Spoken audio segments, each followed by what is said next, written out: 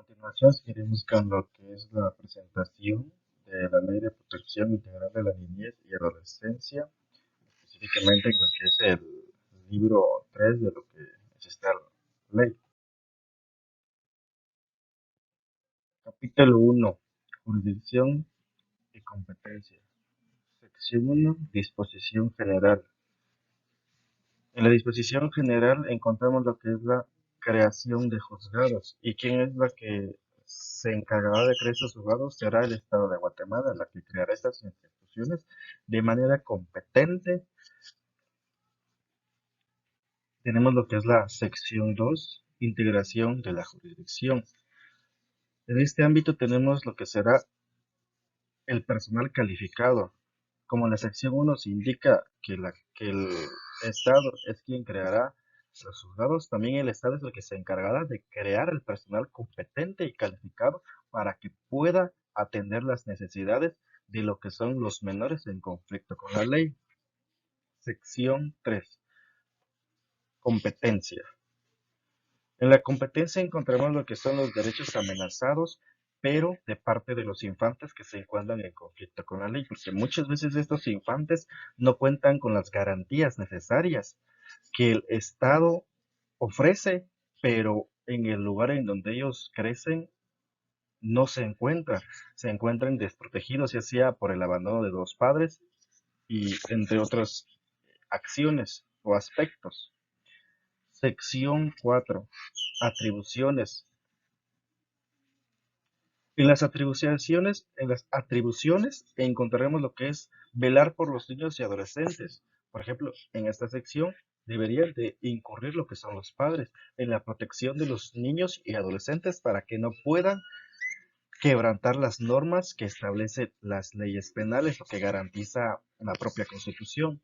En este caso, cuando sucede que nadie es el encargado de un menor, se infringe lo que son las atribuciones, entonces un menor es más frecuente y renuente a que sea víctima de incurrir a lo que tipifica la ley. En el capítulo 2, medidas de protección para la niñez y la adolescencia amenazada o violada en sus derechos humanos. Sección 1, disposiciones generales. Aquí encontramos lo que es la aplicabilidad de medidas.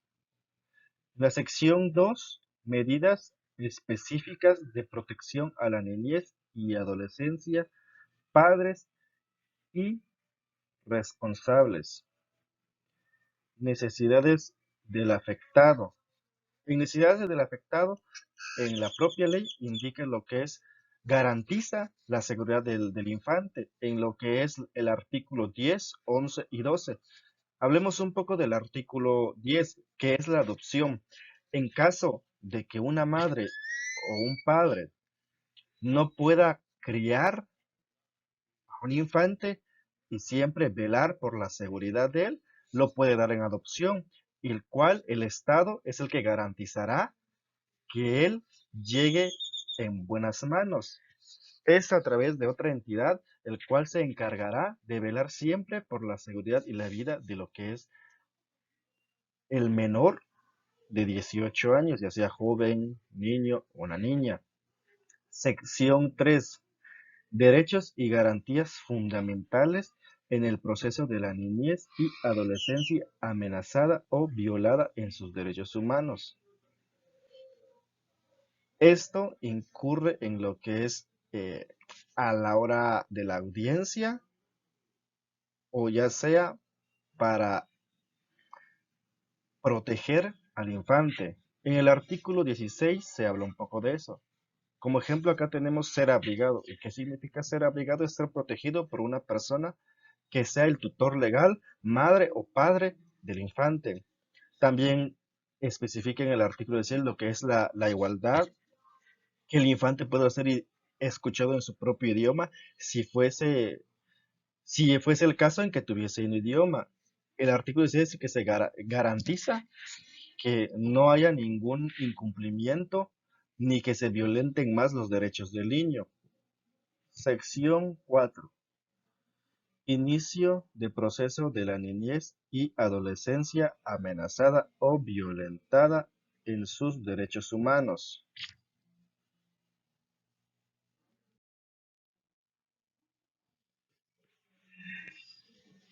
Sección 5. Medidas cautelares. En medidas cautelares tenemos lo que es conocer el expediente. ¿A qué nos referimos con esto? Que tenemos que conocer por qué es que un niño, un joven o una niña fue violentada en sus derechos y fue obligada a incurrir en la violentación o la omisión de de una ley penal o un artículo. ¿Por qué es que el infante fue obligado o por qué es que él tuvo la necesidad o quién lo obligó para poder hacer eso? Porque recordemos que ellos carecen de, de lo que es mm, el bien y el mal. Sí conocen, pero carecen de esa conciencia que les indica, yo estoy haciendo algo malo, entonces no lo tengo que hacer. Por eso es que en la sección 6 especifica eso, en la sección 5, perdón. En la sección 6, audiencia de conocimiento de los hechos. Acá tenemos colocado lo que es el debido proceso, pero ¿a qué nos referimos con eso? De que se tienen que guiar las normas establecidas en un proceso para que no se violenten los derechos del infante y que no siga sufriendo. Que el Estado es el que garantiza que a él se le resguarden todos los derechos y al ser una persona sindicada en uno, se debería de resguardar de una mejor manera. Sección 7. Medios de prueba, investigación, medios de prueba. Acá nos referimos a la investigación y los medios de prueba, es que acá es donde el Ministerio Público reentregará lo que es la tesis y las pruebas que tiene en contra del joven y el niño que es sindicado de dicho delito. Sección 8. Ofrecimiento de prueba. Son 5 días hábiles antes de la siguiente audiencia para presentar las pruebas después de haber hecho la primera audiencia o en la audiencia declaratoria. Sección 9. Audiencia definitiva. Acá es donde el juez dictará la sentencia, una sentencia que será impuesta por él dependiendo de las consideraciones que él tenga. Sección 8. Ejecución de la medida. Juez. El juez es la persona que impondrá la sentencia, pero él velará por el cumplimiento de la pena. No solo la impondrá y termina, sino que él seguirá velando para poder resguardar la vida del infante, porque recordemos que al ser un infante puede ser rehabilitado, no tiene las mismas condiciones que las que tendrían un mayor de 18 años. Sección 11. Recursos. En recursos, ¿de qué nos referimos con recursos? Es que en esta sección es donde el abogado defensor podrá presentar los recursos para que el infante pueda presentar su rehabilitación de una manera más eficiente y rápida. Por ejemplo, puede presentar una apelación, se puede presentar una conciliación. Título 2. Adolescentes en conflicto con la ley penal. Capítulo 1. Disposiciones generales. En las disposiciones generales estableceremos que un adolescente es una persona menor de edad que haya cumplido los 13 años y que aún no haya cumplido los 18 años. Porque recordemos que al momento de cumplir los 18 años, uno se convierte en una persona mayor de edad y esto será verificado por el Ministerio Público para garantizar que una persona sí aún cuenta con la edad que indica. Capítulo 2. Derechos y garantías fundamentales en el proceso de adolescentes en conflicto con la ley penal. Aquí es donde se garantiza la igualdad. Recordemos que las leyes no son clasistas ni racistas, ni tampoco tienen preferidos. Siempre se velará por el beneficio del menor. Capítulo 3. Órganos y sujetos que intervienen en el proceso de adolescentes en conflicto con la ley penal. Sección 1. Juzgados y tribunales de adolescentes en conflicto con la ley penal. Acá instamos a lo que se dijo en las primeras diapositivas, donde el Estado será quien garantizará y establecerá las entidades que serán las encargadas de ver por el proceso que tenga un joven, un adolescente, que esté sindicado de algún delito. Sección 2. Sujetos procesales. ¿Quién? Entonces, si aplicamos lo que es la ley Pina y siempre velando por lo que es el joven, los sujetos procesales siempre serán menores de edad. Entonces, acá no tenemos tanto que decir. Capítulo 4. Procedimientos. Sección 1. Disposiciones generales. En las disposiciones generales tenemos lo que es la clasificación, la edad, qué participación tuvo el adolescente en el hecho en el que es indicado. Sección 2, medidas de coerción. En las medidas de coerción tenemos lo que son las disposiciones que el juez indique al momento de encontrarse en la audiencia.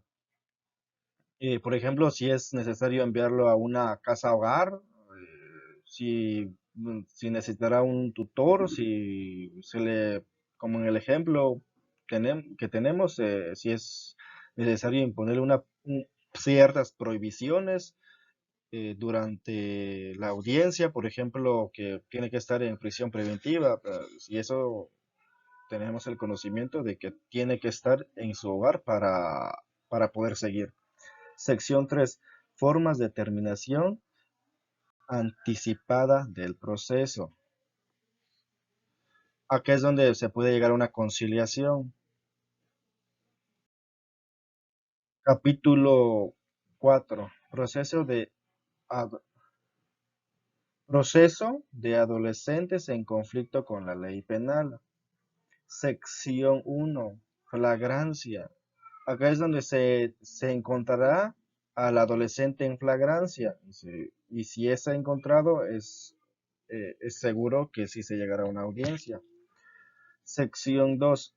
Fase preparatoria. En la fase preparatoria tenemos lo que es la iniciación, averiguación, en lo que es por parte del Ministerio Público, tendremos lo que son las audiencias y otras circunstancias que el abogado defensor presentará y el abogado acusante. Sección 3. Fase del juicio. En la fase del juicio tenemos lo que son las citaciones, las cuales serán hechas por el juez y así llegar a una audiencia. Capítulo 6. Prescripción 5. En la prescripción me indica que son 5 años los que pueden estar un joven en delitos graves, pongamos, en delitos como es la vida si se encuentra si es acusado de un delito de homicidio, de una violación, de una agresión sexual, entonces él solo podrá estar 5 años en prisión. Si es en delitos comunes, por ejemplo en hurto, o un robo, que es mucho menor que una violación, entonces la sentencia que se dictará de prisión será de 3 años. Capítulo 7. Recursos. ¿Qué recursos se pueden utilizar en una sentencia? Sería una revocatoria, una apelación. Capítulo 8. Sanciones socioeducativas. Sección 1. Disposiciones generales. Acá en después de disposiciones generales tenemos lo que son las amonestaciones, si es solo necesario llamarle la atención al joven para que no vaya a ser si en caso que sea un delito menor, o si se le otorga una libertad asistida donde tenga que ser vigilado por una persona competente. Sección 2, definición de medidas o sanciones. Acá es donde recalcamos lo que son las amonestaciones, las llamadas de atención. Sección 3, ejecución y control de las sanciones.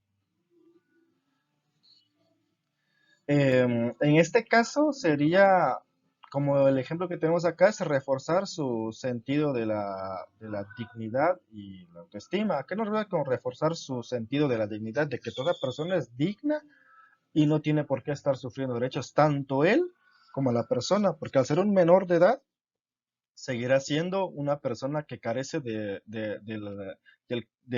la suficiente certeza de que es el bien y el mal.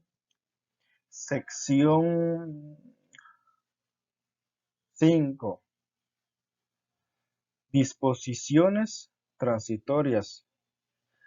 Como ejemplo tenemos institución pública encargada del tratamiento del infante, por ejemplo las gaviotas, si sea en el caso de una sentencia privativa, tendrá que cumplir su sentencia en lo que son las gaviotas, o si ya sea una sentencia de rehabilitación, ir con un doctor, un médico, un psicólogo, un pedagogo. Y esto es nuestra presentación de la ley Pina. Gracias.